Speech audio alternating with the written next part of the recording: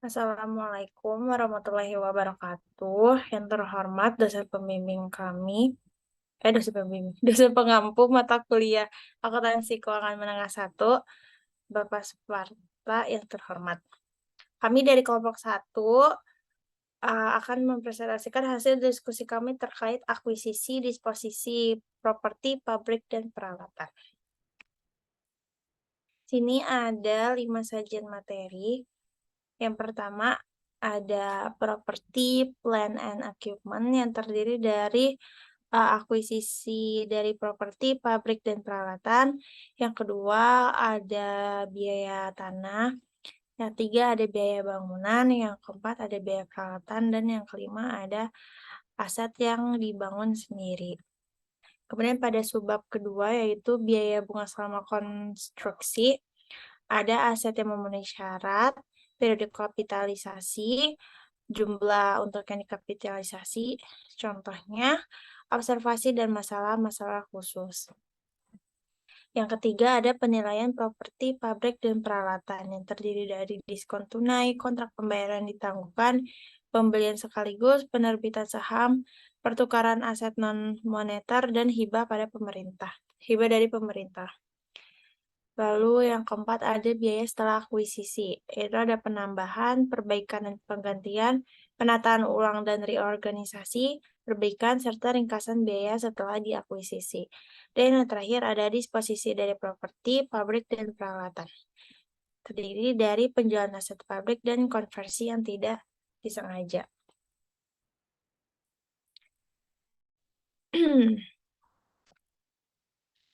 Yang pertama ada properti, pabrik, dan peralatan. Di sini itu perumahan, tanaman, dan peralatan merupakan aset yang bersifat tahan lama. Dalam istilah lain, biasa digunakan itu berupa aset pabrik atau aset tetap. Aset-aset ini digunakan dalam operasi tidak untuk dijual kembali, tetapi dia itu dipakai sebagai bahan untuk produksi. Yang kedua bersifat jangka panjang di alam dan biasanya disusutkan, serta memiliki substansi fisik. Di sini ada peralatan atau double PNI, yaitu ada biaya historis yang dapat mengukur kas atau harga secara kas untuk memperoleh aset dan membawanya ke lokasi dan kondisi yang diperlukan untuk penggunaan yang dimaksudkan.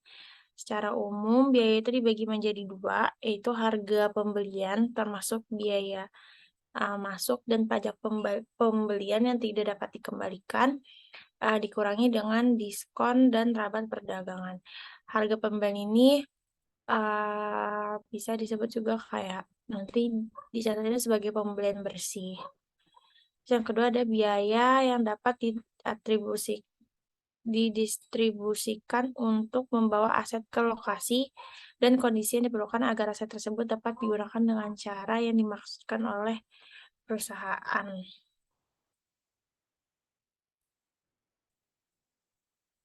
Yang kedua ini ada perusahaan menilai properti, pabrik, dan peralatan dalam periode-periode berikutnya. Di sini ada dua metode untuk menilai properti, pabrik, dan peralatan. Ada metode biaya atau metode nilai wajar atau revaluasi.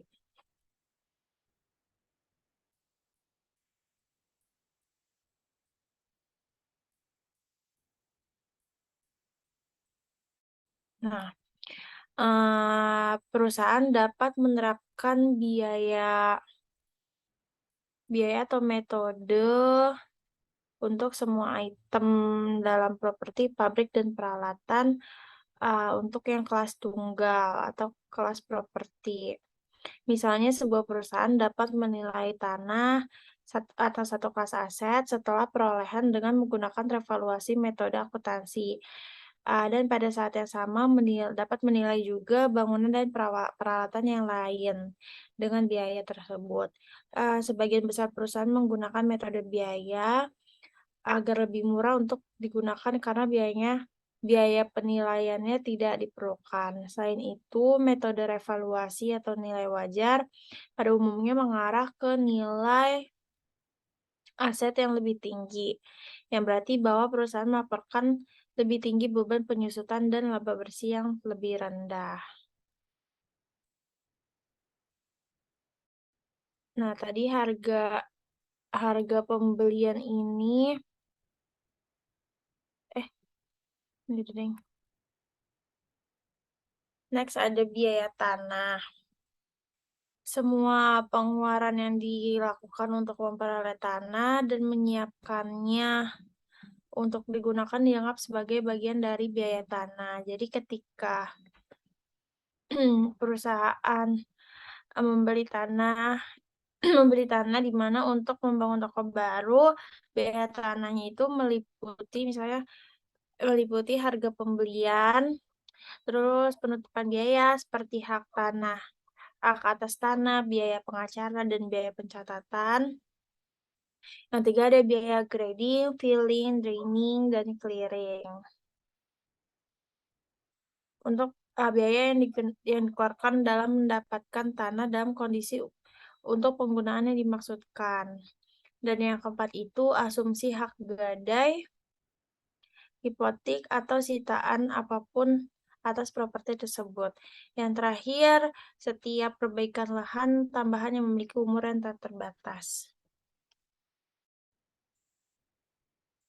Kemudian ada juga peningkatan kehidupan yang terbatas seperti jalan masuk pribadi, jalan setapak, pagar, dan tempat parkir dicatat sebagai perbaikan lahan yang disusutkan. Lalu tanah yang diperoleh dimiliki untuk spekulasi diklasifikasikan sebagai investasi. Dan tanah yang dimiliki oleh perusahaan real estate untuk dijual kembali harus diklasifikasikan sebagai inventaris. Gitu.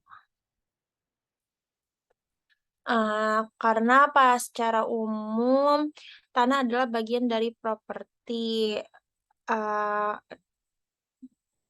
properti, pabrik, dan peralatan. Namun jika tujuan utamanya untuk memperoleh dan memegang tanah adalah spekulatif, perusahaan lebih mengklasifikasikan tanah dengan tepat sebagai investasi. Nah, jika masalah real estate berlaku tanah untuk dijual kembali, itu harus diklasifikasikan sebagai uh, tanah persediaan. Dalam kasus di mana tanah dimiliki sebagai investasi, perlakuan akuntansi apa yang seharusnya diberikan untuk pajak. Nah, banyak nih yang percaya bahwa biaya ini harus dikapitalisasi karena beralasan mereka tidak menghasilkan pendapatan dari investasi saat ini. Karena perusahaan umumnya menggunakan pendekatan ini kecuali jika aset menghasilkan pendapatan. Seperti misalnya building yang disewakan. Next, ada biaya bangunan. Biaya bangunan harus mencakup semua pengeluaran yang berhubungan langsung dengan akuisisi atau konstruksi. Biayanya ini meliputi yang pertama, bahan baku, tenaga kerja, dan overhead biaya yang dikeluarkan selama konstruksi. Yang kedua, ada biaya profesional dan izin bangunan. Pada umumnya, perusahaan mengontrak orang lain untuk membangun gedung mereka, maka perusahaan mempertimbangkan semua biaya yang dikeluarkan dari penggalian sampai finish sebagai bagian dari bangunan. Tetapi bagaimana sih yang harus dilakukan perusahaan untuk memperhitungkan bangunan lama yang ada di lokasi bangunan baru? Apakah bangunan yang akan diusulkan? Apakah biaya bangunan lama yang di lokasi bangunan baru? Apakah ada pembongkaran bangunan lama merupakan biaya tanah atau biaya gedung baru? Perlu diingat bahwa pembongkaran bangunan lama merupakan biaya tanah.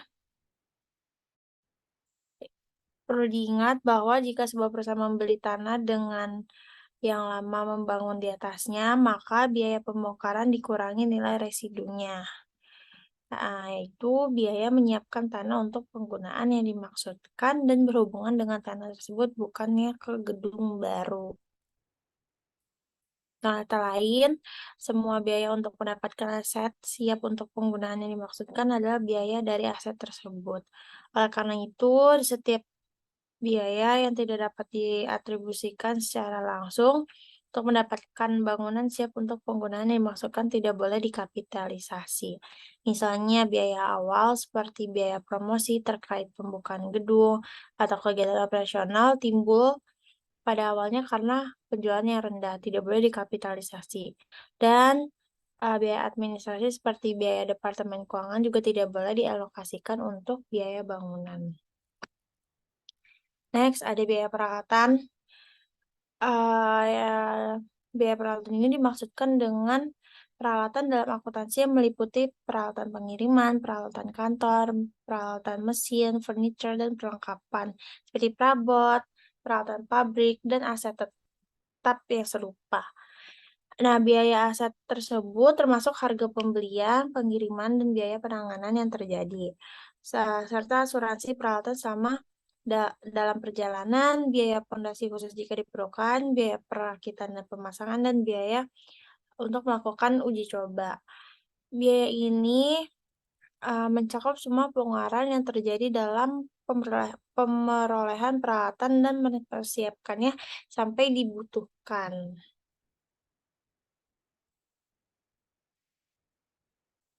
Nah, dalam bab 1 ini ada aset yang dibangun sendiri. Kadang-kadang perusahaan itu membangun aset mereka sendiri untuk menentukan biaya seperti mesin dan aset tetap lainnya dapat menjadi sebuah masalah. Tanpa harga beli atau harga kontrak, perusahaan harus mengalokasikan biaya dan pengeluaran untuk sampai pada biaya aset yang dibangun sendiri. Bahan dan tenaga kerja langsung yang digunakan dalam proses konstruksi tidak masalah. Namun, sebuah perusahaan dapat melacak biaya-biaya ini secara langsung ke pekerjaan dan pesanan material terkait aset tetap yang dibangun. Namun, pembebanan biaya produksi tidak langsung menciptakan masalah. Biaya tidak langsung ini yang disebut overhead atau beban, termasuk daya panas, lampu, asuransi, pajak properti atas bangunan, dan peralatan pabrik, pabrik tenaga kerja pengawasan, penyusutan aset tetap, dan persediaan. Nah, di sini perusahaan itu dapat menangani overhead dengan salah satu dari dua cara. Yang pertama itu, tetapkan tidak ada overhead tetap untuk biaya aset yang dibangun.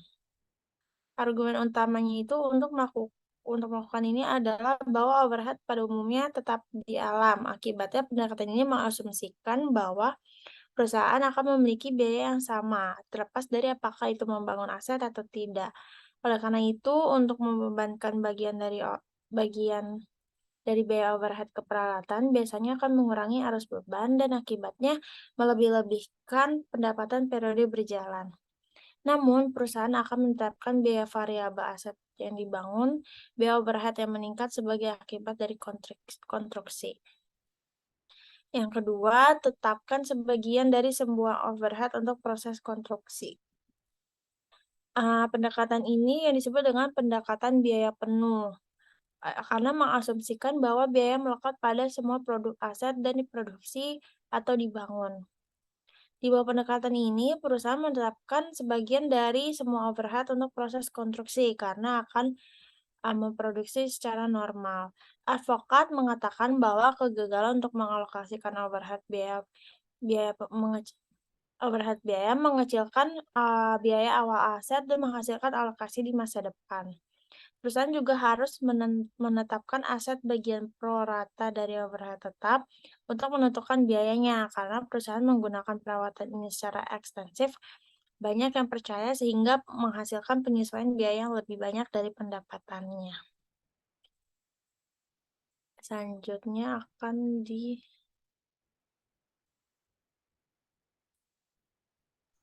dilanjutkan oleh Mila. Selanjutnya adalah biaya bunga selama konstruksi. Jadi terdapat tiga akuntansi yang tepat untuk biaya bunga telah menjadi kontroversi yang lama.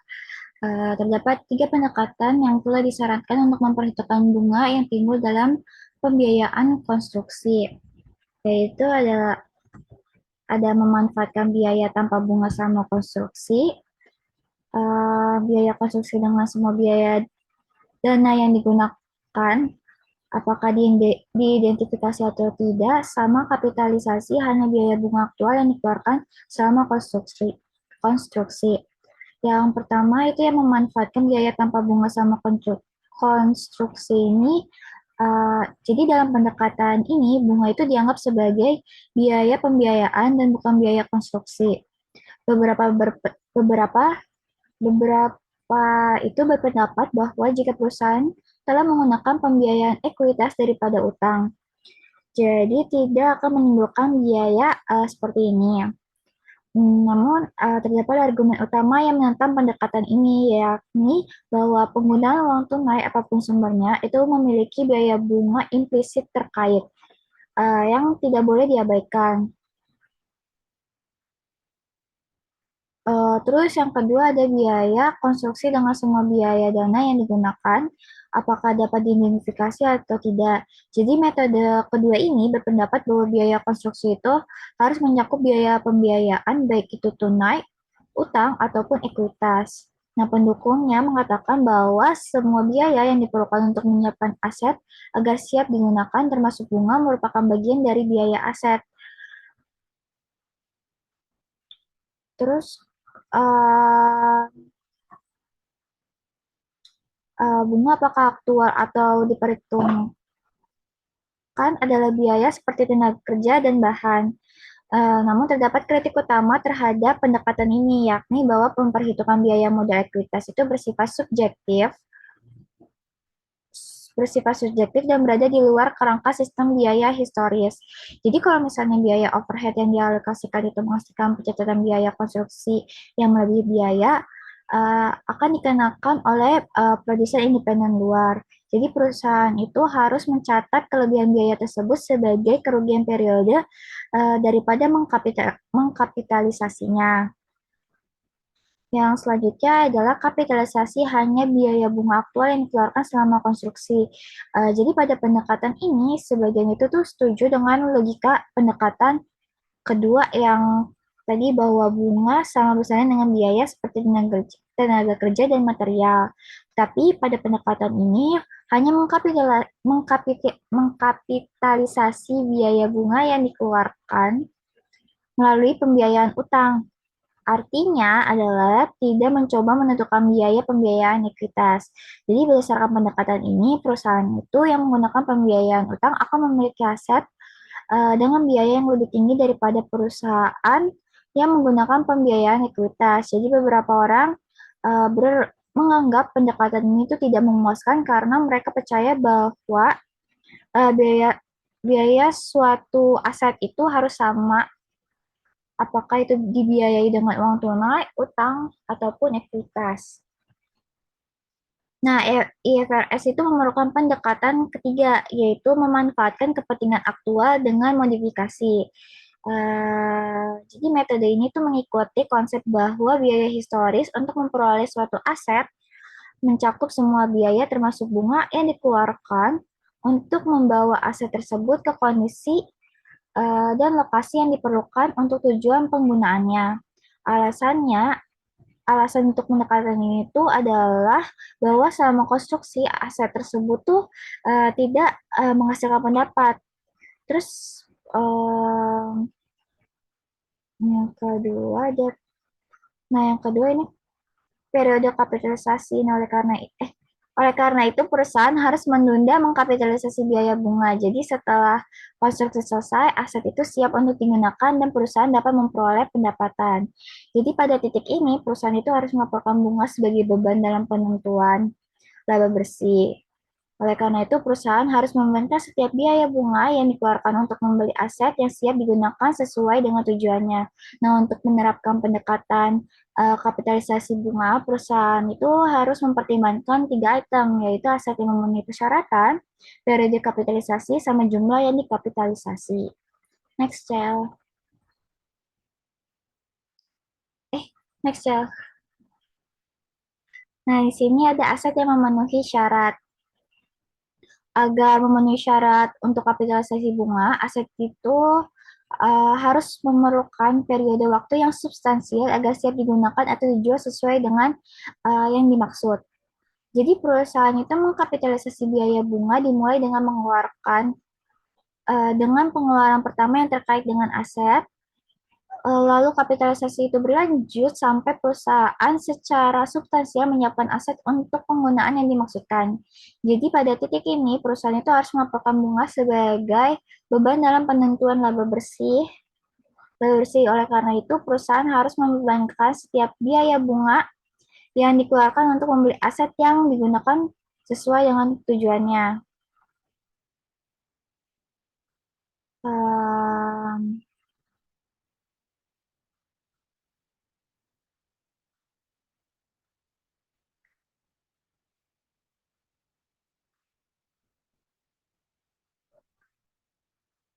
oh ya.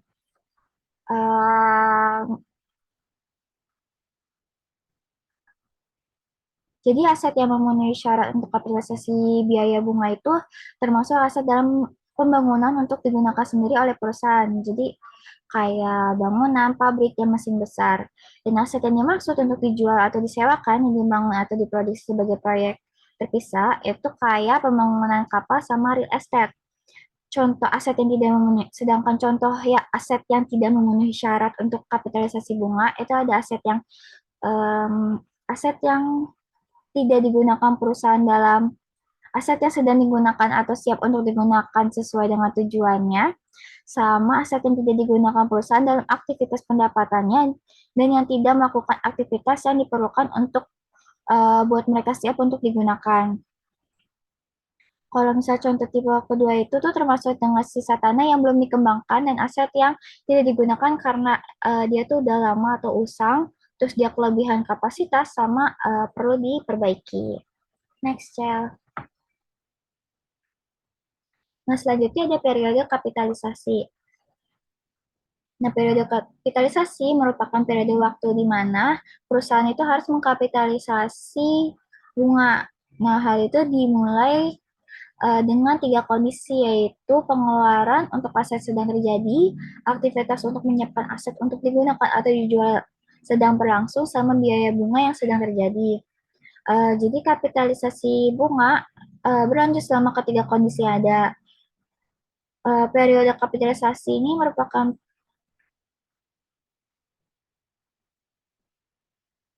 di mana perusahaan harus mengkonsumsi bunga itu dengan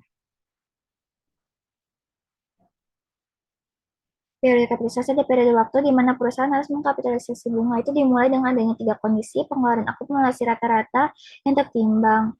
Periode kapitalisasi ini nantinya akan berakhir ketika aset itu secara substansial telah selesai dan siap untuk digunakan sesuai dengan tujuannya. Next, Cel. Selanjutnya ada jumlah untuk kapitalisasi. Jadi jumlah bunga untuk dikapitalisasi itu terbatas pada biaya bunga aktual yang lebih rendah yang terjadi selama periode tersebut atau bunga yang dapat dihindari. Eh, Bunga yang dapat dihindari ini merupakan jumlah biaya bunga selama periode yang secara teoritis dapat dihindari perusahaan jika tidak melakukan pengeluaran untuk aset tersebut. Jadi jika biaya bunga aktual untuk periode tersebut adalah 90.000 dolar dan bunga yang dapat dihindari adalah 80 dolar, maka perusahaan hanya mengkapitalisasi itu sebesar 80.000 dolar. Atau jika biaya bunga itu sebenarnya adalah 80.000 dolar dan bunga yang dapat dihindari adalah 90.000 dolar. Kapitalisasi tetap hanya 80.000 dolar. Jadi dalam situasi apapun biaya bunga itu tidak boleh menyertai biaya-biaya modal untuk ekuitas. Nah, untuk menerapkan konsep bunga yang dapat dihindari, perusahaan itu nanti menentukan jumlah bunga potensial yang dapat dikapitalisasi selama periode akuntansi dengan mengalihkan suku bunga yang sesuai dengan akumulasi pengeluaran rata-rata tertimbang untuk aset kualifikasi selama periode tersebut. Next, Cel.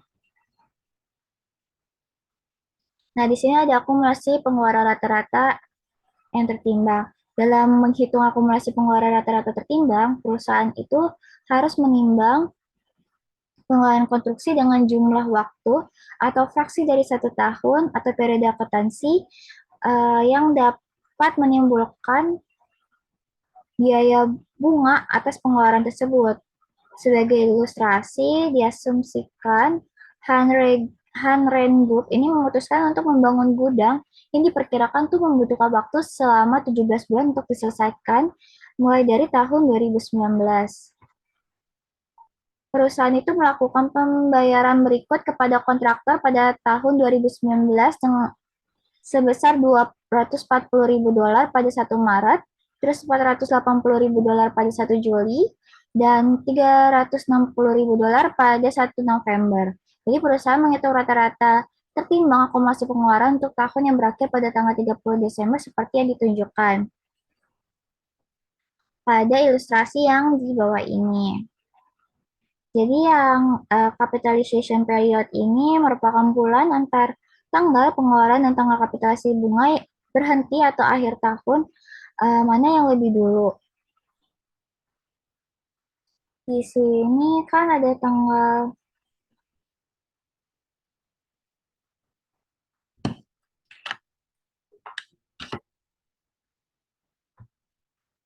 pada 1 Maret, di sini amount-nya kan 240 dengan periode 10/12, jadi 240 dikali 10/12, weight average accumulated expenditure-nya adalah $200.000. Terus pada tanggal 1 Juli di sini kan $480.000. Terus kapitalisasi periodnya itu adalah 6/12. Nanti dapatnya $240.000. Terus untuk 1 November, di sini dia pembayarannya $360.000 dengan kapitalisasi adalah 2/12 November.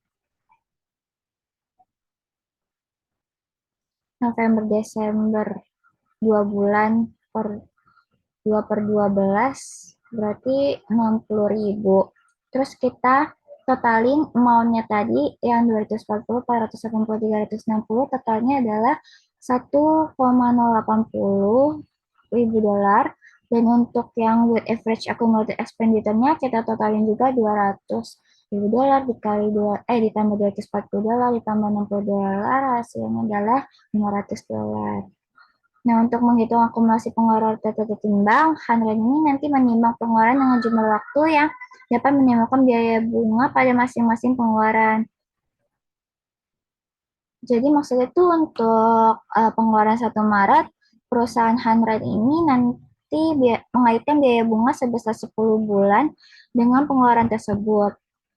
Untuk pengeluaran yang dilakukan pada 1 November, perusahaan itu hanya menanggung pengeluaran selama 2 bulan saja nih, 2/12.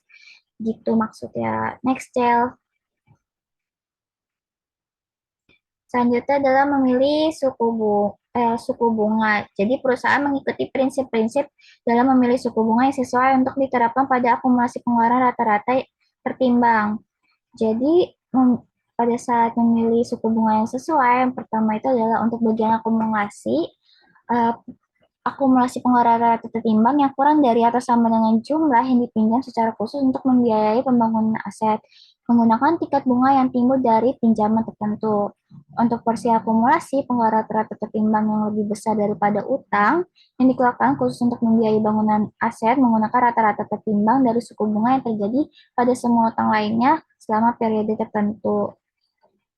Nah, pada ilustrasi yang di bawah ini ditunjukkan atau ditampilkan perhitungan tingkat kapitalisasi atau tingkat bunga rata-rata tertimbang untuk utang yang lebih besar dari jumlah yang dikeluarkan khusus untuk membiayai pembangunan aset. Di sini pada 12 bisa dilihat di gambar yang di bawah ini. Next, Cel. Nah, di sini selanjutnya kita masuk ke contoh komprehensifnya atau contoh lengkap mengenai kapitalisasi bunga. Jadi untuk mengilustrasikan masalah terkait kapitalisasi bunga, diasumsikan bahwa pada tanggal 1 November 2018, Solar Company ini mengontrak Xavier Construction Co. untuk membangun gedung seharga 1,4 ribu dolar di atas tanah seharga 100 ribu dolar atau dibeli dari kontraktor dan termasuk dalam pembayaran pertama.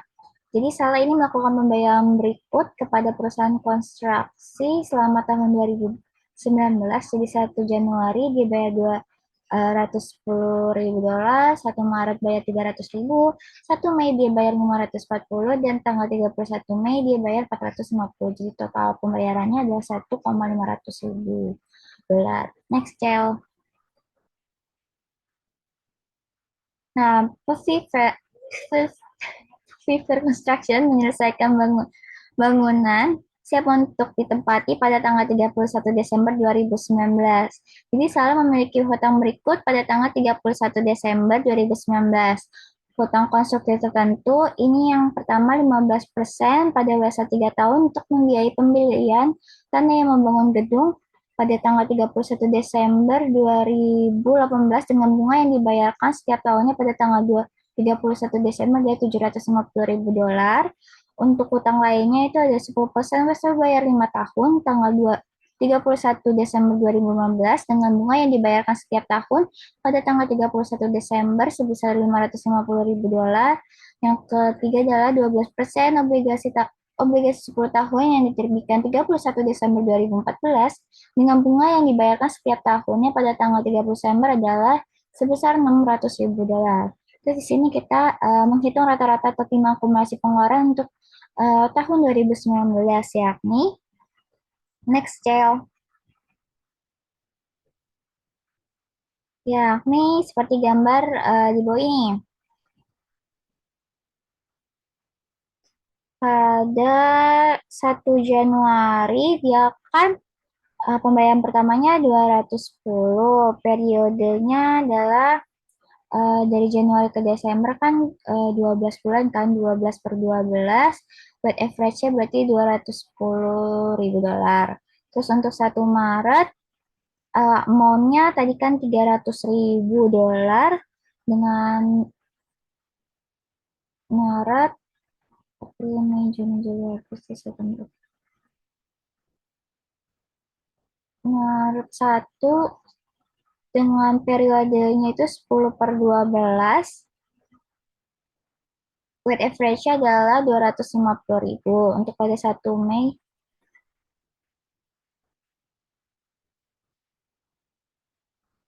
dari Mei ke Desember ini kan periode waktunya 8 bulan, jadi 540 ribu dolar dikali 8 per 12, hasilnya weight average-nya adalah 360 ribu dolar. Untuk Desember kan dari Desember ke Desember, berarti dia nggak ada periodenya, berarti amount 450 dikali 0, berarti hasil weight average-nya adalah 0. Berarti total dari weight average ini dari 1 Januari ke 31 Desember adalah 820 ribu dolar. Sedangkan uangnya dari 1 Januari ke 30 Desember ini adalah 1,500 ribu dolar. Next, Cel. Nah, perlu perhatikan bahwa pengeluaran yang dilakukan pada tanggal 31 Desember, hari terakhir tahun tersebut tidak memiliki biaya bunga. Jadi Salah menghitung bunga yang dapat dihindari seperti yang ditunjukkan pada ilustrasi yang di bawah ini. Jadi weight average accumulated expenditure dikali sama interest rate-nya, nanti ketemu avoidable interest. Jadi 750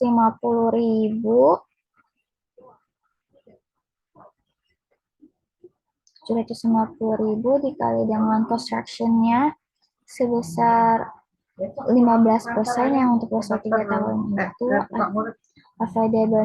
affordable interest-nya adalah 112.500. Terus ini 70.000 ini merupakan jumlah di mana akumulasi pengeluaran rata tertimbang melalui spesifik pinjaman konstruksi. Sedangkan yang 0,1104 ini merupakan perhitungan pada tingkat kapitalisasi. Untuk menghitung tingkat kapitalisasi ini dari total interest dibagi sama total principal. Jadi $127.000 dibagi sama 1,150 ribu dolar. Jadi dapat capitalization rate-nya 11,04%. Terus kita kali sama yang 70.000, hasilnya adalah 7.728. Terus total affordable interest-nya adalah 120.228. Dan untuk rata-ratanya ini totalnya dari 820.000. Next, Chel. Nah, perusahaan itu menentukan biaya bunga aktual yang merupakan jumlah maksimum bunga yang dapat dikapitalisasi selama 2019. Seperti yang ditunjukkan pada gambar di sini, jadi biaya bunga yang dikapitalisasi salah ini lebih rendah dari $120.228 bunga yang dapat dihindari dan $239.500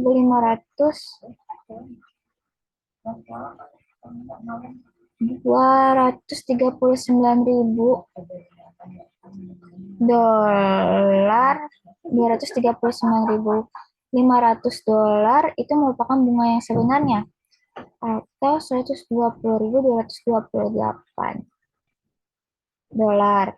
Next, Cel. Nah, berikut adalah salah mencatat entry jurnal berikut selama 2019 pada 1 Januari. Di sini di debit tanah dan bangunan atau CIP sebesar untuk tanahnya sebesar 100.000 dan untuk bangunannya adalah sebesar 110.000 dengan kredit uang tunai sebesar 210.000. Dan pada 1 Maret debitnya adalah bangunan sebesar 300.000 dan kreditnya adalah uang tunai sebesar 300.000. Untuk pada 1 Mei, jurnalnya adalah bangunan pada uang tunai sebesar 540.000 debit dan 540.000 kredit. Dan pada tanggal 31 Desember, di sini di jurnal bangunan pada uang tunai lagi sebesar 450 di debit dan kreditnya 450 tunai. Terus ada bangunan yang capitalized interest di debit sebesar 120.228, di debit juga beban bunganya 119.272 dengan kreditnya itu uang tunai sebesar 239.500. Jadi di sini harus menghapus biaya bunga yang dikapitalisasi sebagai bagian dari penyusutan selama masa manfaat aset yang terlibat dan bukan selama jangka waktu utang. Hal ini harus mengungkapkan jumlah biaya bunga yang dikapitalisasi selama periode tersebut dan tingkat kapitalisasi yang digunakan untuk menentukan jumlah bunga yang dikapitalisasi dengan bagian yang dibebankan ke beban pada bagian dikapitalisasi yang ditunjukkan. Next, Cel. Selanjutnya ada contohnya lagi di sini pada tanggal 31 Desember 2019, Shala itu mengungkapkan jumlah bunga yang dikapitalisasi baik sebagai bagian dari laporan laba rugi atau dalam catatan yang menyertai laporan keuangan. Ditunjukkan pada ilustrasi yang di bawah ini. Nah, selanjutnya di sini ada catatan nih di ilustrasi 10.8 bahwa kebijakan akuntansi bunga yang dikapitalisasi itu selama tahun 2019 tetap biaya bunga adalah 239.500, di mana 120.228 dolar ini dikapitalisasi dan 119.272 ini nanti dibebankan ke beban. Jadi tingkat kapitalisasi yang digunakan adalah 11,04%. Next, Cel. Yang ini ada isu khusus terkait kapitalisasi bunga. Terdapat dua masalah yang terkait dengan kapitalisasi bunga yang patut mendapat perhatian khusus, yakni pengeluaran untuk tanah. Jadi ketika perusahaan itu membeli tanah dengan maksud mengembangkan untuk pembangunan tertentu, maka biaya bunga yang terkait dengan pengeluaran tersebut memenuhi syarat untuk kapitalisasi bunga. Jadi jika membeli tanah sebagai tempat untuk suatu bangunan, suatu bangunan seperti tempat pabrik, biaya bunga yang dikapitalisasi selama periode konstruksi merupakan bagian dari biaya pabrik, jadi bukan tanah. Sebaliknya, jika perusahaan itu mengembangkan tanah untuk penjualan kafling, maka biaya bunga yang dikapitalisasi dimasukkan sebagai bagian dari harga perolehan tanah yang dikembangkan. Namun seharusnya tidak mengkapitalisasi biaya bunga yang terlibat dalam pembelian tanah yang dimiliki untuk spekulasi karena aset tersebut siap untuk penggunaan yang dimaksudkan. Selanjutnya ada pendapatan bunga. Jadi perusahaan itu sering meminjamkan uang untuk membiayai pembangunan aset. Jadi mereka sementara menginvestasikan kelebihan dana pinjaman dalam sekuritas berbunga sampai mereka membutuhkan dana untuk membayar konstruksi. Jadi selama tahap awal konstruksi, pendapatan bunga yang diperoleh dapat melebihi biaya bunga yang timbul dari dana pinjaman. Pengeluaran untuk tanah harus perusahaan mengimbangi pendapatan bunga dengan biaya bunga saat menentukan jumlah bunga yang akan dikapitalisasi sebagai bagian dari biaya konstruksi aset.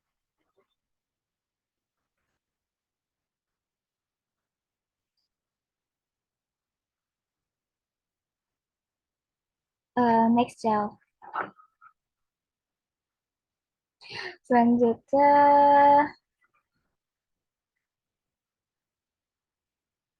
akan dijelaskan oleh Rahel.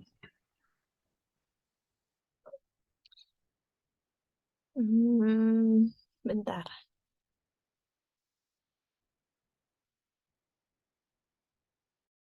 Mana? Oh, ini. Selanjutnya adalah penilaian properti pabrik dan peralatan. Seperti aset pada lainnya, perusahaan harus mencatat properti pabrik dan peralatan pada nilai wajar. Dari nilai wajar, uh, pada nilai wajar dari apa yang ih, sabar. Touchpadnya anjir.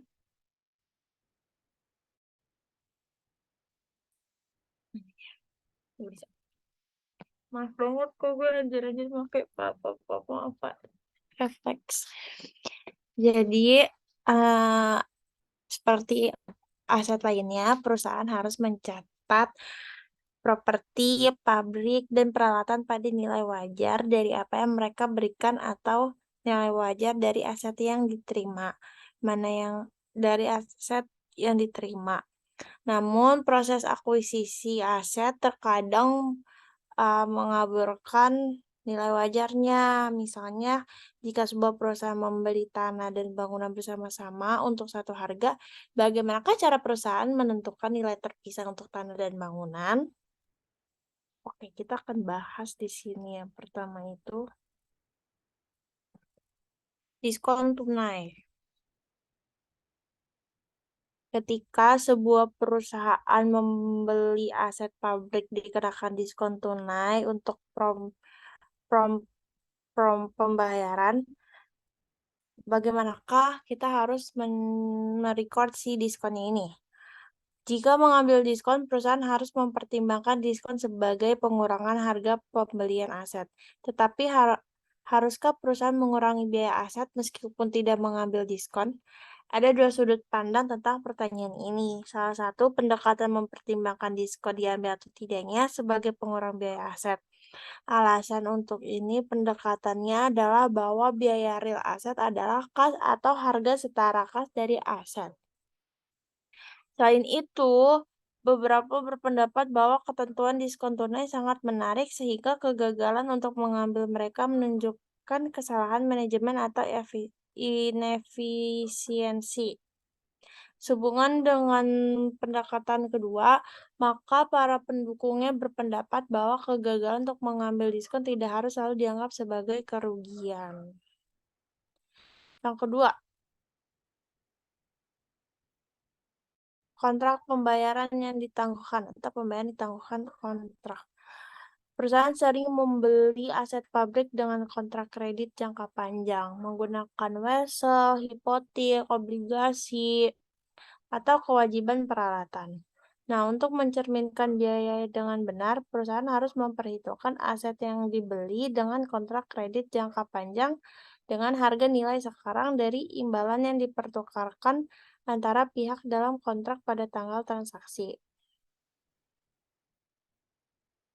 Ketika tidak ada tingkat bunga yang disebutkan atau jika tingkat yang ditentukan tidak masuk akal, perusahaan perlu memperhitungkan tingkat bunga yang sesuai bertujuan untuk memperkirakan minat menilai bahwa pembeli dan penjual akan bernegosiasi dengan jarak yang wajar dalam kesepakatan yang sama transaksi peminjaman.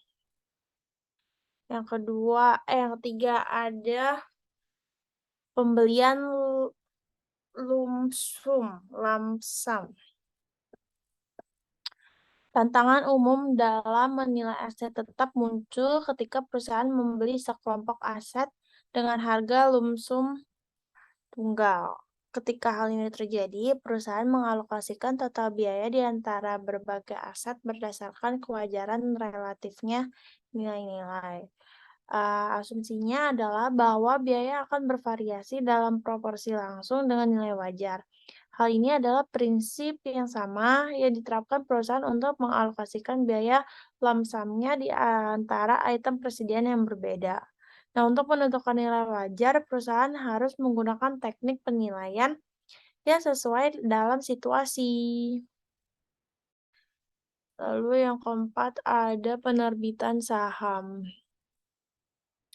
Ketika perusahaan memperoleh properti dengan menerbitkan sekuritas seperti saham biasa, nilai nominal atau yang dinyatakan dari saham tersebut gagal untuk mengukur biaya properti yang tepat, jika perdagangan saham aktif, maka harga saham yang dikeluarkan adalah wajar, yang indikasi biaya propertinya itu yang diperoleh. Sahamnya bagus, ukuran harga setara saat kas ini. Pertukaran aset non-moneter. Nah, ini apaan ya? Oh, ini. Eh, bentar-bentar. Ayo, udahlah kita baca aja.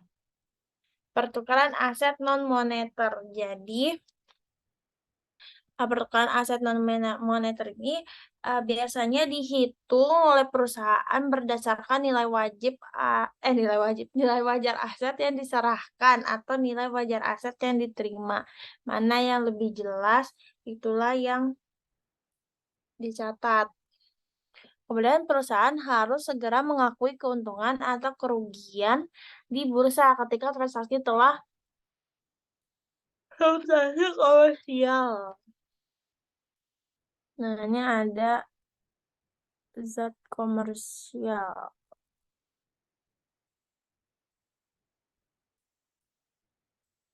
Jadi, seperti yang sudah kita jelaskan, nilai wajar adalah dasar untuk mengukur aset yang diperoleh secara non-moneter, pertukaran non-moneter pertukaran. Jika transaksi tersebut memiliki substansi komersial, pertukaran jika arus kas masa depan berubah sebagai akibat daripada transaksi. Artinya, jika posisi ekonomi kedua belah pihak berubah, maka transaksi memiliki substansi yang komersial.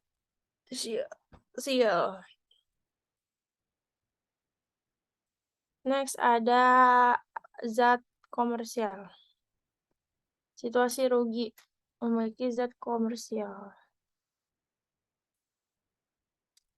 Ketika sebuah perusahaan menukar aset non-moneter dan menghasilkan kerugian, perusahaan mengakui kerugian jika pertukaran memiliki substansi yang komersial juga. Alasannya perusahaan tidak boleh menilai aset lebih dari harga setara kasnya. Jika kerugian ditangguhkan, aset akan dilebih-lebihkan. Mengapa pemrosesan informasi tidak menggunakan tunjangan tukar tambah atau nilai buku dari aset lama sebagai dasar untuk peralatan baru?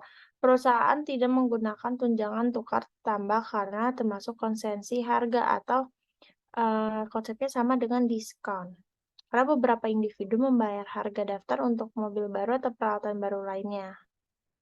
Nah, gitu guys. Next. Di sini itu contohnya si CSA ini pemrosesan informasi menukar mesin bekasnya dengan model baru di Gerard Business Solution and Fee. Pertukaran memiliki substansial komersial. Di mesin bekas itu memiliki nilai buku 8.000 euro, itu biaya awal dikurangi akumulasi penyusutan. 12.000 dikurangi 4.000, maka 8.000. Dan nilai wajarnya itu 6.000, maka kan dia untung tuh selisihnya. Daftar model baru untuk 16.000 euro. Gerard memberikan prosesan informasi tunjangan tukar tambah sebesar 9.000 untuk mesin yang digunakan. Maka list price of new machine dikurangi dengan trade-in allowance for used machine. Dikurangi ini karena apa namanya, allowance cadangan dalam pemakaian. Cash payment-nya 7.000 dan fair value-nya itu tadi 6.000, maka cost of new machine-nya 13.000. Dicatat sebagai peralatan 13.000, akumulasi penyusutannya 4.000, kerugian karena pembuangan peralatan 2.000, dan kreditnya peralatan pada uang cash sebesar 19.000, 12.000 plus 7.000.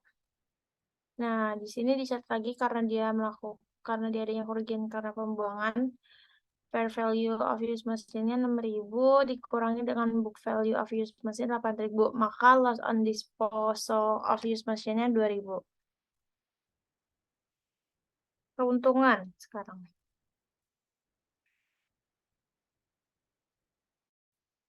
Perusahaan biasanya mencatat biaya aset non-moneter yang diperoleh dalam pertukaran untuk aset non-moneter lain di nilai wajar aset yang diserahkan dan segera mengakui keuangan. Perusahaan harus menggunakan nilai wajar dari aset yang diterima hanya jika lebih jelas terlihat daripada nilai wajar aset yang diserahkan. Contohnya di sini perusahaan angkutan antar negara menukar sejumlah truk ditambah uang tunai untuk semi truk.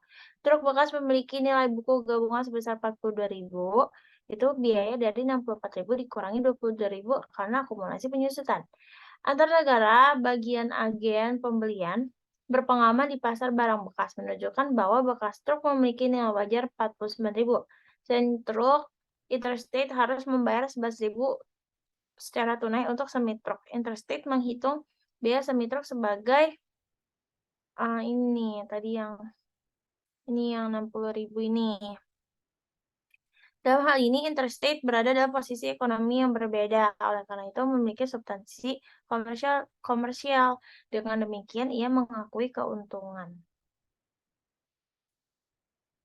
Dicatat sebagai cost of semi truknya 60.000, hasil dari fair value after exchange ditambah cash paid. Jadi dia kayak tuker tambah gitu loh konsepnya. Nah, antar negara mencatat transaksi pertukarannya sebagai truk dan akumulasi penyusutan truknya 60.000 dan 22.000. Maka kreditnya truk bekas, keuntungan dari pembuangan truk, dan uang tunai. Keuntungan karena pembuangan dicatat sebagai gain on disposal of used truck, yaitu hasil dari fair value dikurang fair value dikurang hasil dari cost of used truck dikurang accumulated depreciation, maka fair value dikurang book value, maka dapatlah gain on disposal of used trucks. Dia memiliki substansi komersial. Di sini diasumsikan bahwa pertukaran perusahaan transportasi antar negara tidak memiliki substansi komersial. Interstate menangguhkan keuntungan sebesar 7.000 dan mengurangi basis symmetric. Maka dicatat sebagai truk 53.000, aku masih punya sisanya 22.000, dan kreditnya truk bekas dan uang tunai 64 dan 11.000. Nah, jika pertukaran tidak memiliki substansi komersial, maka perusahaan mengakui keuntungan tercermin dari dalam basis semi truk ketika kemudian menjual semi truk bukan dengan harga waktu pertukaran. Jadi ringkasannya adalah menghitung total keuntungan kerugian dari transaksi tersebut. Jumlah ini sama dengan selisih antara nilai wajar aset yang diserahkan dan nilai buku yang diserahkan. Dapat 2 poin. Yang pertama, jika pertukaran memiliki substansi komersial, maka dia mengakui seluruh keuntungan atau kerugian. Jika pertukaran tidak memiliki substansi komersial, tidak ada keuntungan atau kerugian yang diakui. Pengungkapan termasuk sifat transaksi, metode akuntansi untuk aset yang dipertukarkan, dan keuntungan atau kerugian diakui oleh bursa. Next, ada banyak banget.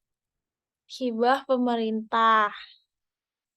Banyak perusahaan menerima hibah pemerintah. Hibah pemerintah adalah bantuan yang diterima dari pemerintah dalam bentuk transfer sumber daya ke perusahaan dalam pengembalian untuk kepatuhan masa lalu atau masa depan dengan kondisi tertentu yang berkaitan dengan kegiatan operasi perusahaan. IFRS mensyaratkan hibah untuk diakui dalam pendapatan atau pendekatan pendapatan secara sistematis yang mencocokkannya dengan biaya terkait yang dimasukkan untuk dikompensasikan. Contoh,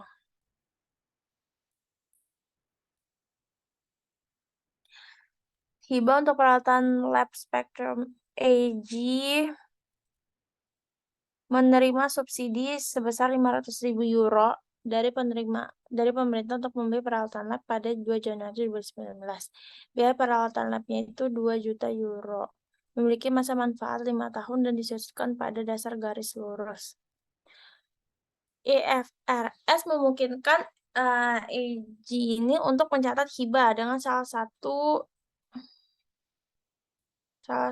dari 2 cara. Yang pertama, pendapatan hibah ditangguhkan kredit untuk subsidi dan mengamortisasikan pendapatan hibah yang ditangguhkan sama periode 5 tahun, atau dengan kredit peralatan lab untuk subsidi dan menyisihkan jumlah ini dalam periode 5 tahun. Nah, di sini si AG-nya ini memilih jika Spektrum memilih untuk mencatat pendapatan yang ditangguhkan sebesar 500.000 dan diamortisasikan jumlah ini selama periode 5 tahun menjadi pendapatan yaitu 100.000 per tahun. Dampak laporan keuangannya maka seperti ini. Dan current asetnya itu occupant-nya bertambah 2 juta tapi dikurangi 400.000. Maka 1.600.000. Terus non-current liabilities-nya deferred grant revenue 300.000 dan deferred grant yang current liabilities-nya 100.000. Maka income statement-nya sebesar 300.000. Hasil dari minus 300.000 hasil dari grant revenue dikurang depreciation expense untuk tahun tersebut. Maka statement of financial position-nya equipment bertambah 1.500.000, equipment jadi 1.500.000 dan dikurangi akumulasi depresiasi 300, maka 1.200.000. Depreciation expense-nya 300.000.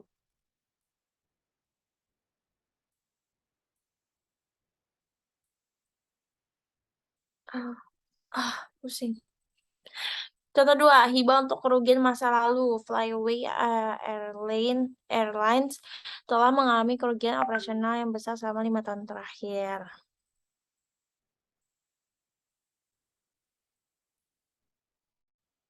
Jadi kota Plainville ini tidak ingin kehilangan layanan penerbangan dan karena itu setuju untuk memberikan hibah tunai sebesar $1 juta kepada maskapai penerbangan untuk membayar krediturnya sehingga dapat melanjutkan layanan. Karena hibah diberikan untuk membayar jumlah yang terutang kepada kreditor atas kerja masa lalu, maka Flyaway Airlines ini harus mencatat pendapatan pada periode penerimaannya, dicatat sebagai uang tunai cash sebesar 1 juta dan pendapatan hibah dikredit sebagai sebesar 1 juta.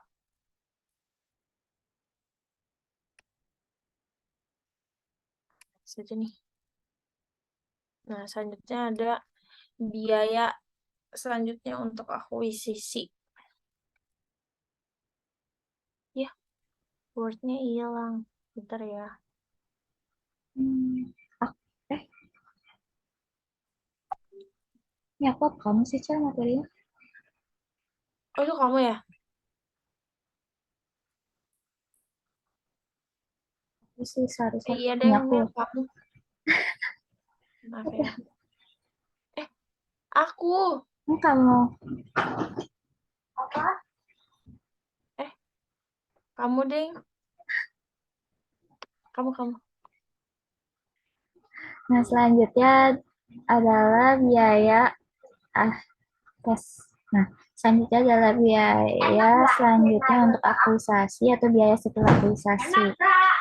Setelah memasang aset pabrik dan menyiapkannya untuk digunakan, perusahaan nantinya akan mengeluarkan biaya tambahan yang berkisar dari perbaikan yang biasa sehingga penambahan yang signifikan. Jadi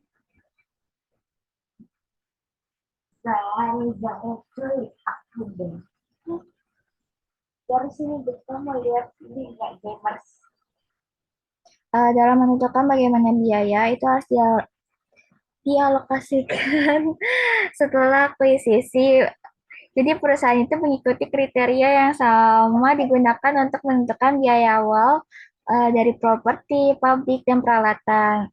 Nah, artinya apa sih? Artinya itu mereka mengakui biaya setelah akuisisi sebagai aset ketika biaya tersebut itu dapat diukur dengan andal dan kemungkinan besar perusahaan akan memperoleh manfaat ekonomi masa depan. Eh, Bukti manfaat ekonomi masa depan akan mencakup peningkatan yang pertama itu hidup yang berguna atau masa manfaat, terus jumlah produk yang dihasilkan dan kualitas produk yang dihasilkan. Next, Cel.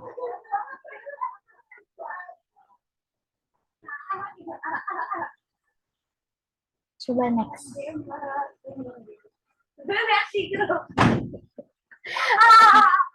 Umumnya perusahaan itu mengeluarkan 4 jenis pengeluaran besar relatif terhadap aset yang ada, yaitu ada tambahan atau penambahan, ini merupakan menambah atau memperluas aset yang ada.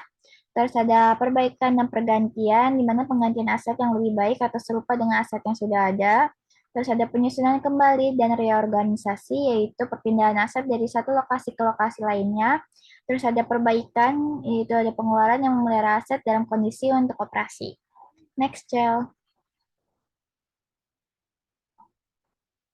Nah, selanjutnya di sini ada ringkasan biaya setelah akuisisi aset. Yang pertama di sini ada penambahan. Penambahan itu seharusnya tidak menimbulkan masalah akuntansi utama. Jadi menurut definisi itu perusahaan itu mengkapitalisasi setiap penambahan aset tetap karena aset itu baru dibuat. Misalnya tuh penambahan sayap ke rumah sakit atau sistem pendingin udara ke kantor, peningkatan potensi layanan dari fasilitas tersebut. Jadi perusahaan itu harus mengkapitalisasi pengeluaran tersebut dan mencatatnya di periode mendatang ketika pendapatan itu diakui. Terus selanjutnya ada perbaikan dan penggantian. Di sini perusahaan itu mengganti satu aset dengan aset lainnya melalui perbaikan dan penggantian. Terus apa sih perbedaannya peningkatan dan pergantian ini? Nah, kalau misalnya perbaikan itu merupakan penggantian aset yang lebih baik dengan yang saat ini digunakan. Katakanlah kayak lantai beton dan lantai kayu. Jadi dari lantai beton diganti ke lantai kayu. Terus penggantian di sisi lain adalah penggantian aset serupa kayak lantai kayu untuk lantai kayu gitu. Nah, seringkali juga perbaikan dan penggantian itu dihasilkan dari kebijakan umum untuk memodernisasi atau merehabilitasi bangunan atau peralatan yang lebih tua. Nah, masalahnya itu adalah membedakan jenis pengeluaran ini dari perbaikan normal. Jadi, apakah pengeluaran meningkatkan kondisi layanan aset di masa depan atau apakah hanya mempertahankan tingkat layanan yang ada? Jadi, seringkali jawabannya itu tidak jelas gitu. Nah, untuk pertimbangan yang baik, maka diperlukanlah untuk mengklasifikasikan pengeluaran ini dengan benar. Jika pengeluaran meningkatkan potensi layanan aset di masa depan, maka perusahaan itu harus mengkapitalisasinya. Jadi perusahaan hanya perlu menghapus biaya aset lama dan penyusutan terkait dan mengakui kerugian jika ada. Kemudian harus menambah biaya aset sebagai menambah biaya aset pengganti yang baru gitu. Terus yang ketiga ini ada penataan ulang atau reorganisasi. Seperti yang ditunjukkan sebelumnya, perusahaan itu mungkin mengeluarkan biaya penataan ulang atau biaya yang dikeluarkan dalam penataan ulang atau reorganisasi ini dikapitalisasi atau dibebankan gitu. Nah, IFRS itu menunjukkan bahwa pengakuan biaya itu berhenti begitu aset berada di lokasi dan kondisi yang diperlukan untuk memulai diperlukan. Jadi untuk memulai operasi ini seperti yang diinginkan manajemen. Nah, akibat ya, itu tuh biaya reorganisasi atau penataan ulang aset tetap yang ada tidak dikapitalisasi tetapi dibebankan pada saat terjadinya gitu. Terus selanjutnya ada perbaikan. Perbaikan di sini ada perbaikan biasa dan perbaikan yang besar gitu. Jadi suatu perusahaan itu melakukan perbaikan biasa untuk memelihara aset tetap dalam kondisi operasi. Hal ini membebankan perbaikan biasa ke akun beban dalam periode terjadinya atas dasar bahwa itu merupakan periode manfaat utama. Jadi biaya pemeliharaan yang terjadi secara rutin meliputi penggantian suku cadang kecil, pelumasan dan penyetelan peralatan, pengecatan ulang, dan pembersihan. Jadi perusahaan melakukan ini sebagai biaya operasi biasa gitu. Lalu sering sulit juga untuk membedakan antara perbaikan atau penggantian. Nah, pertimbangan utamanya adalah apakah pengeluaran itu memakan lebih dari 1 tahun atau satu siklus operasi, yang mana yang lebih lama. Jika perbaikan besar seperti perombakan itu terjadi, beberapa periode akan bermanfaat. Jadi sebuah perusahaan itu umumnya harus menangani biaya ini sebagai perbaikan atau penggantian. Jadi dalam menentukan bagaimana biaya itu harus dialokasikan setelah akuisisi. Perusahaan itu mengikuti kriteria yang sama yang digunakan untuk menentukan biaya awal properti, pabrik, dan peralatan. Jadi mereka mengakui biaya sebagai suatu aset ketika biaya itu dapat diukur secara andalan dan kemungkinan besar perusahaan akan memperoleh keuntungan ekonomis di masa depan yang bermanfaat gitu. Next, Cel. Nah, selanjutnya ada disposisi properti pabrik dan peralatan. Di sini perusahaan dapat menghentikan aset pabriknya secara sukarela atau melepaskannya dengan cara melakukan penjualan, menekan konversi yang tidak sengaja, atau pengabaian. Jadi maka dari itu penyusul itu harus dilakukan sampai dengan tanggal disposisi. Next, Cel.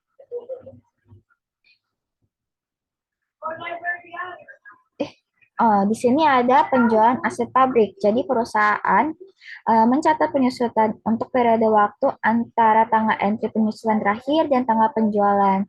Nah, sebagai ilustrasi di sini ada Barrett Group mencatat penyusutan mesin seharga 18.000 euro selama 9 tahun dengan tarif 1.200 euro per tahunnya. Nah, jika mesin tersebut dijual pada pertengahan tahun ke-10 seharga 7.000 euro, Barrett nanti akan mencatat penyusutan hingga tanggal penjualan sebagai entry-nya adalah beban penyusutan sebesar 1.200 euro dikali dengan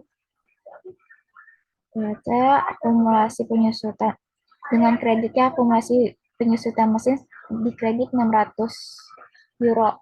Next, Cel.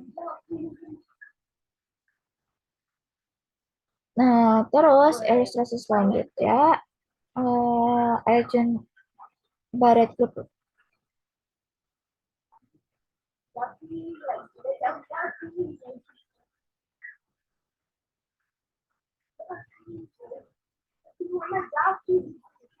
Oh, ayat jurnal untuk penjualan aset tersebut adalah debitnya itu uang tunai sebesar 7.000.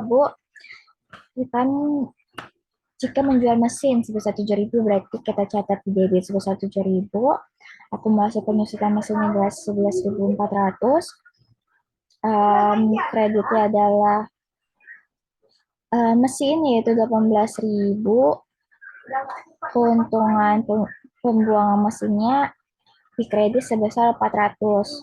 Nah, nilai buku mesin pada saat penjualan ini adalah 6.600. 6.600 ini dari mana? Dari 18.000 dikurang sama dari mesin ini yang 18.000 dikurang sama akumulasi penyusutannya 11.400. Karena mesin ini dijual seharga 7.000, maka jumlah keuntungan penjualannya adalah 7.000 dikurang sama 6.600 ini dari nilai buku mesin.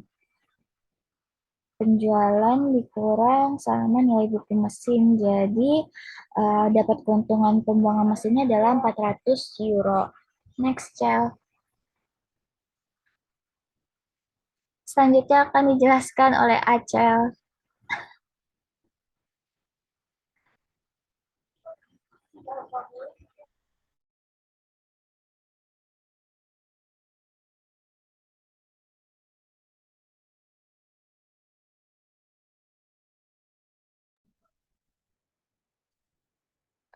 Selanjutnya adalah konversi yang tidak disengaja.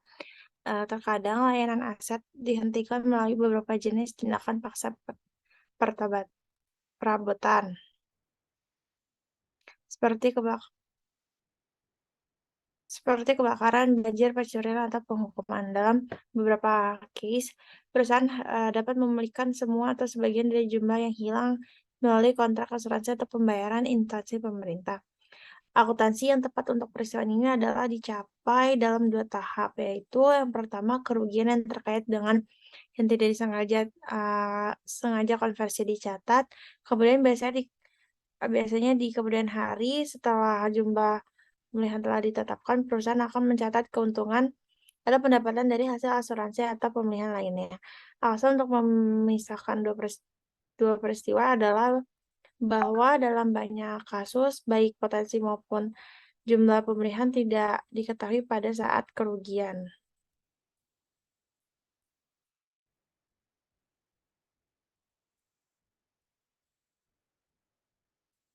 Di sini contohnya Camel Transport memiliki pabrik yang berlokasi di perusahaan properti yang berdiri langsung di jalur tornado. Nah, akibat puting beliung tersebut yang terjadi pada 16 Mei 2022, pabrik itu hancur total. Camel pada akhirnya dapat mencapai penyelesaian menerima 500.000 yang secara substansial melebihi nilai buku tanah yaitu 150.000 dan nilai buku bangunan 100.000. Biaya hasil dari biaya 300.000 dikurangi akumulasi penyusutannya 200.000. Camel memiliki entry sebagai berikut, yaitu uang cash di debit 500.000, akumulasi penyusutan gedung 200.000, bangunan 300.000, tanah 150 dan keuntungan pelepasan aset tanamannya 250.000. Nah, kemudian ada soal dari Pasparta yang pertama itu di sini Remers SM memproduksi meja. Sebagian besar meja perusahaan adalah model standar dan dijual berdasarkan harga katalog. Pada 31 Desember 2022, meja berikut muncul di inventaris perusahaan. Katalog ini berlaku hingga November, dan katalog 2023 berlaku efektif sebagai 1 Desember 2022. Instruksinya, Berapa jumlah masing-masing dari 4 meja muncul di perusahaan 31 Desember 2022. Persediaan dengan asumsi bahwa perusahaan telah mengadopsi realisasi yang lebih rendah dari FIFO atau biaya atau bersih biaya bersih pendekatan nilai untuk penilaian presiden secara individual item. Nah, di sini itu setiap itemnya kita hitung. Di sini item A itu net NRV-nya itu sama kayak lower cost NRV, lower cost of NRV. Kalau item B itu NRV-nya juga sama, C juga sama. Kalau D itu di NRV-nya lebih besar. Jadi NRV itu nilai realisasi bersih harga jual katalog 2016 dikurangi perkiraan biaya lengkap dan dijual. Next, P9.5 metode laba kotor. Sini ULTD kehilangan sebagian besar presiden dalam kebakaran di Desember, tepat sebelum inventaris fisik akhir tahun diambil. Di sini dia itu barang dagang dengan harga jual 30.000 tetap tidak rusak setelah kebakaran dan barang dagangan yang rusak memiliki nilai sisa 8.150. Perusahaan tidak membawa biaya asuransi atas persediaannya. Di instruksinya itu kita disuruh siapkan jadwal berlabel formal yang menghitung kerugian kebakaran terjadi. Nggak boleh gunakan eceran metode inventaris. Maka jawabannya seperti ini. Persediaan awalnya 80.000. Terus pembeliannya 290. Nah, berarti 370 dikurangi retur 28.000. Maka total barang yang tersedia 342. Terus kita hitung nih penjualan bersihnya. Penjualan dikurang retur, berarti penjualan bersihnya 394. 394 itu langsung kita kurangi laba kotornya 35% dari 394.137. Maka laba kotornya 25.600. Terus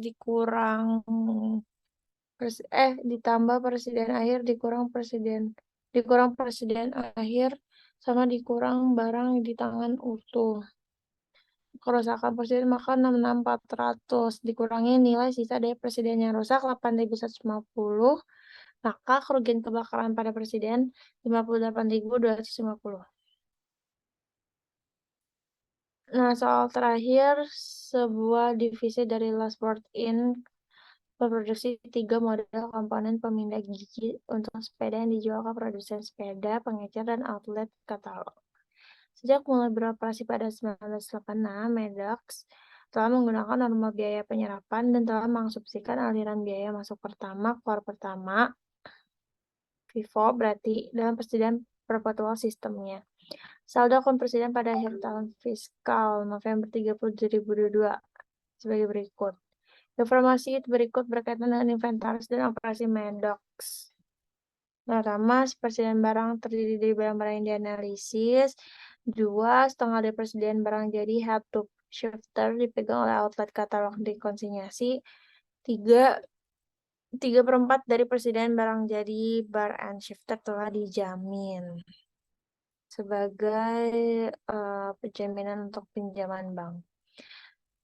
4, setengah dari saldo bahan baku merupakan pemindah gigi yang diperoleh dengan kontrak harga 20% di atas harga pasar saat ini. Nilai realisasi bersih dari sisa bahan mentah 127.400. Nilai realisasi bersih dari persediaan barang dan proses ada 108.700. 6, termasuk biaya perlengkapan pabrik adalah barang-barang usang dengan biaya historis 4.200. Nilai realisasi bersih dari sisa perlengkapannya 65.900. 7, Medox menerapkan metode LCNRV untuk masing-masing dari 3 jenis shifter. Dan yang terakhir, mempertimbangkan semua jumlah yang disajikan di atas sebagai material dalam kaitannya dengan keuangan Medox. Di sini instruksinya itu kita disuruh siapkan bagian persediaan dari laporan posisi keuangan. Tanpa mengurangi jawaban Anda untuk A, asumsikan bahwa nilai bersih dari persediaan Maddox kurang dari biaya. Dan asumsikan bahwa Maddox memiliki komitmen pembelian yang kuat. Maka di sini kita jawab bagian persediaan laporan keuangannya termasuk catatan kaki yang diperlukan. Finish goods-nya 643.000, WIP-nya 108, raw materialnya 237.400, dan factory supplies-nya 64.800. Maka total inventories-nya 1.053.900. Di catatan 1, maka dia lebih rendah dari biaya. Catatan 2, 75% persediaan barang dari bar and shifter berjumlah 136.500. Hasil dari 182 dikali 0,75. Dijaminkan sebagai jaminan untuk pinjaman bank dan setengah barang jadi head to shifternya dipegang oleh gerai katalog dalam bentuk konsinyasi. Maka yang B, pernah nilai realisasi bersih persediaan di bawah mungkin dilaporkan menggunakan salah satu dari dua metode alternatif, harga pokok penjualan metode atau metode kerugian. Penurunan nilai realisasi bersih dari persediaan tercermin dalam laporan laba rugi Maddox sebagai pos rugi terpisah untuk buku tahunan yang berakhir pada 30 November 2015. Jumlah kerugian juga dapat dihapuskan secara langsung, meningkatkan biaya barang yang akan dijual di laporan laba rugi Maddox. Kerugian harus dilaporkan dalam melanjutkan operasi. Kerugian harus dimasukkan dalam pendapatan pernyataan karena itu material untuk laporan keuangan. Yang C, kontrak pembelian yang harganya pasti harus diungkapkan dalam laporan keuangan pembeli. Jika harga kontrak lebih besar dari harga pasar saat ini dan diperkirakan akan terjadi kerugian saat pembelian terjadi. Kerugian kepemilikan yang belum direalisasi sebesar perbedaan antara harga kontrak dan harga pasar saat ini harus diakui pada laporan laba rugi pada periode terjadinya penurunan harga. Dan juga estimasi liabilitas atas komitmen pembelian harus diakui pada laporan posisi keuangan. Pengakuan kerugian tidak diperlukan jika komitmen penjualan yang pasti untuk mencegah kerugian. Nah, di sini itu ada contoh supporting calculation-nya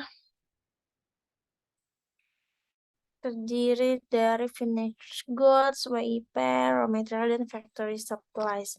Maka di sini total finished goods-nya 643, total WIP-nya 108.700, total materialnya 237.400, dan factory supplies-nya itu 64.800.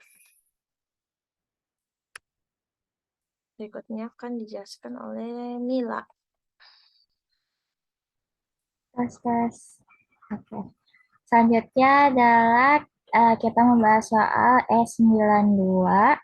Di sini mengenai LCNRV ya. Soalnya di sini Regal Company menggunakan metode LCNRV berdasarkan item individual dalam menetapkan harga item inventarisnya. Jadi persediaan pada tanggal 31 Desember 2019 itu terdiri dari produk D, E, F, G, H, dan I.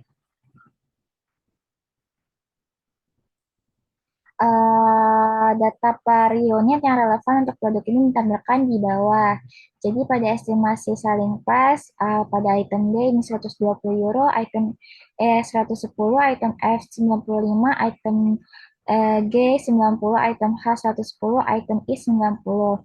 Terus ada biayanya pada item D ini 75 euro, E-nya 80, F 80, G-nya 80, H-nya 50, I-nya 36.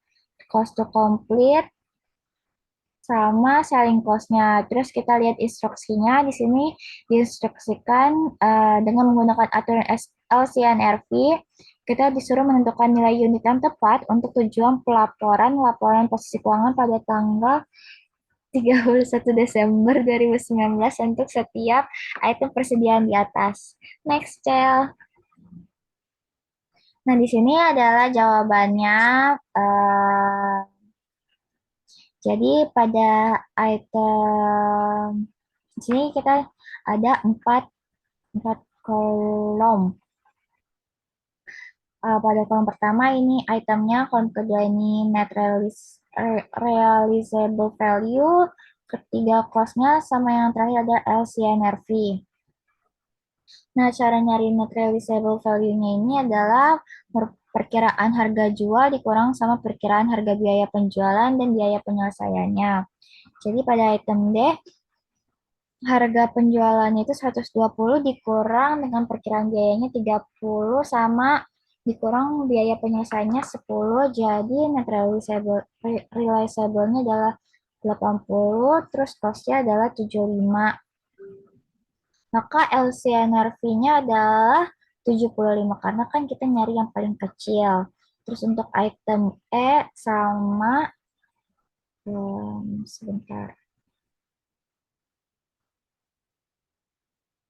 Lupa. Yang item E-nya, mana tuh? Item E-nya itu 110 dikurang sama 30 dikurang sama 18. Nah, hasilnya net realizable-nya adalah 62, cost-nya adalah 80. Berarti LCNRV-nya ambil yang 62. Terus terus yang F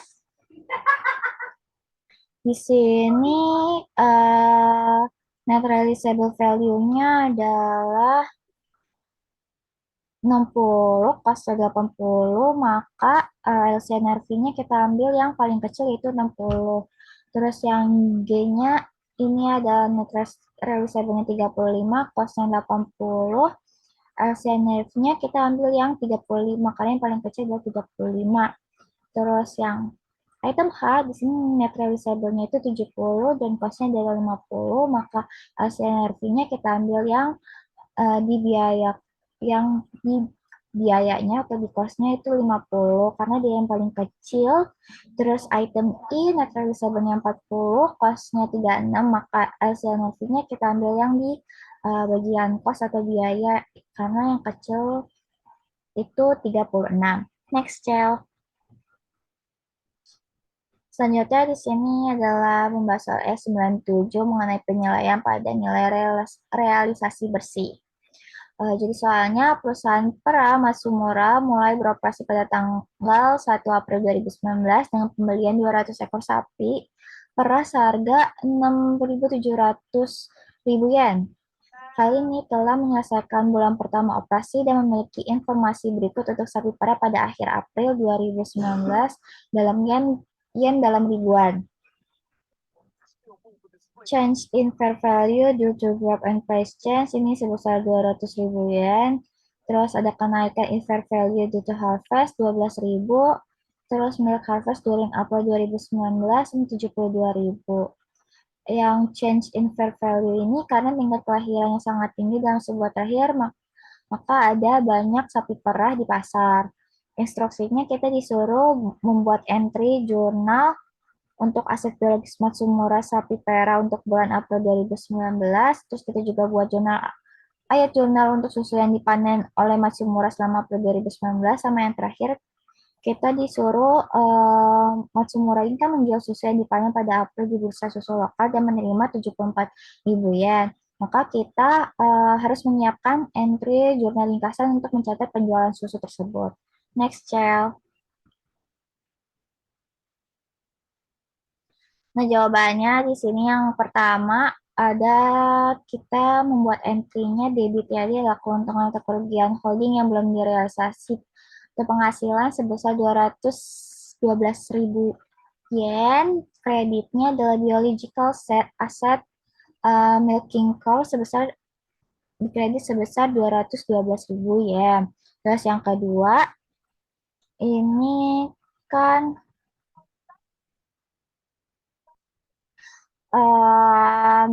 jurnal untuk susu yang dipanen. Jurnalnya adalah di debit persediaan susunya sebesar 72.000. Kreditnya adalah keuntungan atau kerugian holding yang belum direalisasi atau penghasilan sebesar 72.000. Dan untuk yang ketiga, kita akan menyiapkan ringkasan jurnal untuk mencatat penjualan susu. Jadi kan dapat tuh menerima menjual susu dan menerima 74.000 yen, maka uang tuh mendapat di debit cash atau uang tunai sebesar 74.000, terus HPP-nya 72.000, em, debit kreditnya persediaan susunya 72.000, kreditnya dari pendapatan penjualannya sebesar 74.000. Next, Cel. Yeay, dan terakhir adalah E912, yaitu soal mengenai komitmen pembelian. Jadi pada tanggal 31 Desember 2019, Volcan AG ini telah komitmen pembelian luar biasa yang tidak dapat dibatalkan untuk 40.000 galon seharga 3,00 euro per galon dari bahan baku yang akan digunakan dalam proses pembuatannya. Jadi perusahaan itu memberi harga persediaan bahan bakunya pada nilai realisasi bersih yang lebih rendah dari biaya atau bersih. Instruksinya di sini kita pertama diasumsikan bahwa harga pasar per 31 Desember 2019 adalah 7,30. Bagaimana hal ini akan diperlakukan dalam akun dan laporan. Jadi terus kita disuruh jelaskan. Terus yang kedua, diasumsikan bahwa harga pasar per 31 Desember 2019 adalah 2,70 euro, bukan 3,30 euro. Bagaimana kita memperlakukan situasi ini di akun dan dilaporkan. Yang ketiga, berikan entry pada Januari 2020 ketika pengiriman 40.000 galon ini diterima dengan asumsi bahwa situasi yang diberikan pada B di atas terjadi pada 31 Desember 2019 dan bahwa harga pasar pada Januari 2020 adalah 2,70 euro per galon. Jadi kita disuruh memberikan penjelasan tentang hal tersebut. Next, Cel.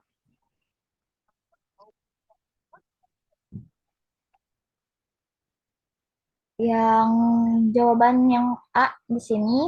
Jadi jika komitmen dalam jurnal jumlah material harus ada catatan kaki di dalamnya laporan posisi keuangan yang menyatakan sifat dan luasnya komitmen.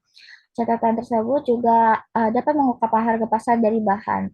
Jadi kelebihan harga pasar atas harga kontrak merupakan keuntungan kontingensi yang seharusnya tidak diakui dalam akun sampai terjadi diwujudkan. Yang B, yang kedua, ini pendamping harga pasar komitmen harus dibebankan ke operasi pada tahun berjalannya jika jumlahnya material. Pengikut entry yang akan dilakukan adalah di debit keuntungan atau kerugian yang belum direalisasikan penghasilan itu 12.000. 12.000 ini dari mana? Dari 3,00 euro dikurang sama 2,70 euro. Terus dikali sama jumlah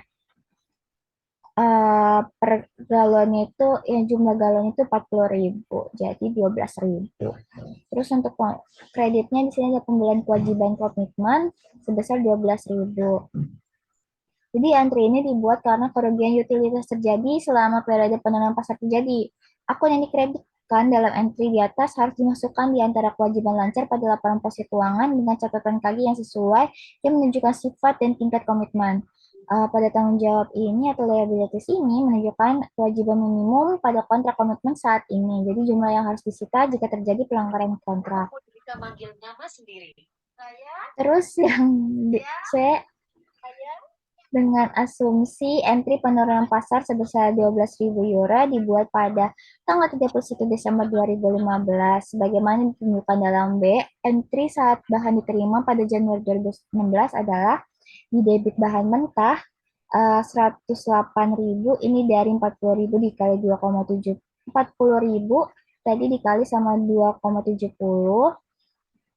Terus di debit juga pembelian kewajiban komitmen 12.000 dari 40.000 dikali 3,00. Terus kreditnya adalah accounts payable sebesar 120.000 euro.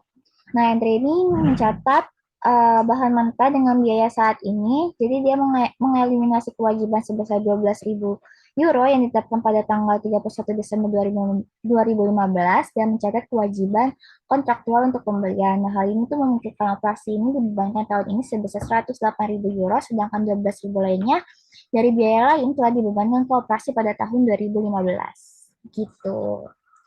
Next, Chel. Yay, mungkin sekian pemaparan atau penyajian materi atau presentasi dari kami. Kurang lebihnya mohon maaf. Wassalamualaikum warahmatullahi wabarakatuh.